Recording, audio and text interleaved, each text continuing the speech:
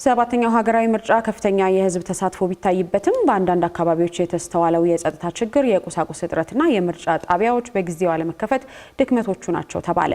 የተባለው የኢትዮጵያ ሴቶች ፌዴሬሽን በምርጫው የታዘባቸውን ጉዳዮች አስመልክቶ በሰጠው ጋዜጣዊ መግለጫ ላይ ነው። ፌዴሬሽኑ በጠቅላላው 14160 ታዛቢዎችን በማሰማራት የምርጫ ትዝብት ስራውን ያከናወነ ሲሆን አንዳንድ የምርጫ አስፈጻሚዎች፣ ጋዜጠኞችና የምርጫ ታዛቢዎችን ከጣቢያዎች የማግለል ሙከራ መደረጋቸውንም ተመልክቻለሁ ብሏል። ሪፖርተራችን ሊያ ክብሮም ዝርዝር አላት።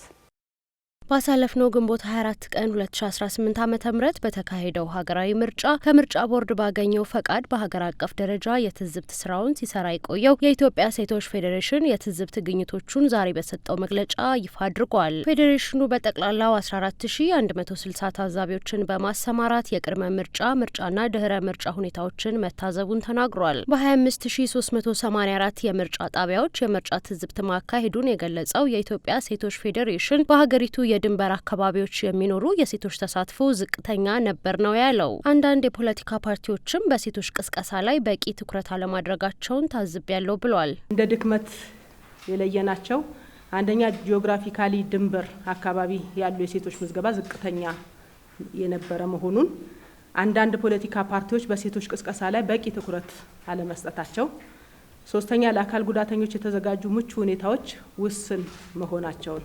ለምርጫው ከተመዘገቡ መራጮች 49.3 በመቶ የሚሆኑት ሴቶች መሆናቸውን ጠቅሶ በዘንድሮ ምርጫ የሴቶች ተሳትፎ ከቀደሙት ጋር ሲነጻጸር መሻሻል ማሳየቱን ጠቁሟል። በአጠቃላይ የነበረውም የህዝብ ተሳትፎ ከፍተኛ እንደነበር ነው በምልከታው ያስቀመጠው። ነገር ግን በአብዛኞቹ ክልሎች ምርጫው በሰላም ቢጠናቀቅም በአማራ ክልል በሚገኙ አንዳንድ የምርጫ ጣቢያዎች እንዲሁም በኦሮሚያና ጋምቤላ የታዩ የጸጥታ ችግሮች መኖራቸውን መታዘቡን ፌዴሬሽኑ በሰጠው መግለጫ ጠቁሟል። አንዱ የጸጥታ ችግር ነው። በአማራ ክልል አንዳንድ ምርጫ ጣቢያዎች የተኩስ ድምጽ ተሰምቷል። ኦሮሚያና ጋምቤላም አንዳንድ ቦታዎች ላይ መጠነኛ የጸጥታ ችግር እንደነበር አይተናል። ሌላው የጣቢያ መክፈቻ ሰዓት መዘግየትም እንደ አንድ ችግር ነበረ። ከዚህ ውስጥ በአማራ፣ በሲዳማ፣ ሶማሌ፣ አዲስ አበባና አፋር ክልሎች አንዳንድ ጣቢያዎች በሰዓቱ አልተከፈቱም። ሌላው የቁሳቁስ እጥረት ነው።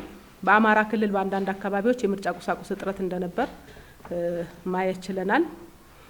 ፌዴሬሽኑ ምርጫ ቦርድ ምርጫ ባልተደረገባቸው አካባቢዎች የማረጋጋት ስራ በመስራት ምርጫው እንዲደረግና ሴቶች የመብታቸው ተጠቃሚ እንዲሆኑ ኃላፊነቱን እንዲወጣም ጥሪ አቅርቧል። የኢትዮጵያ ሴቶች ፌዴሬሽን የመራጮች ምዝገባ በዲጂታል መልክ መመዝገብ መጀመሩ በዘንድሮ ምርጫ ከታዩ ጠንካራ ጎኖች አንዱ መሆኑንም ገልጾ የኦንላይን ምዝገባ ሲስተም ከትክክለኛ የመራጮች ብዛትና ከጣቢያ አቅም ጋር አለመጣጣሙ በመራጮች እንግልትን ፈጥሯል ነው ያለው። በአዲስ አበባ ላይ ረጃጅም ሰልፎችና በመራጮች ላይ እንግልት ተፈጥሯል። ይህም ደግሞ የተፈጠረው ችግር መራጮች ለረጅም ሰዓታት እንዲሰለፉ ተደርገዋል። አንዳንዶች ተሰላችተው ሳይበርጡ ለመመለስ ተገደዋል። በተወሰኑ ጣቢያዎች መራጮችና አስፈጻሚዎች እርስ በርስ ተጠጋግተው ለመስራት ተገደዋል። ይሄ በተለይ ለሴቶች ምቹ አይደለምና በቀጣይ የምርጫ ጣቢያ ዝግጅትና መረጣ ላይ ትኩረት በማድረግ መስራት ያስፈልጋል። በሌላ በኩል ፌዴሬሽኑ ቅኝት ባደረገባቸው ስፍራዎች የፖለቲካ ፓርቲዎች እከሌን ምረጡ በሚል መራጮችን ሲያወዛግቡና ግራ ሲያጋቡ ነበር ብሏል። ለዚህም የቅድመ ዝግጅት ስራዎች ላይ ክፍተት መኖሩን ነው እንደ ምክንያት ያስቀመጠው። ምርጫ ጣቢያዎች አንዳንድ የፖለቲካ ፓርቲዎች ሁሉም ሳይሆኑ እገሌን ምረጡ በሚል መራጮችን ህገወጥ በሆነ መንገድ ማወዛገብ ተስተውሏል።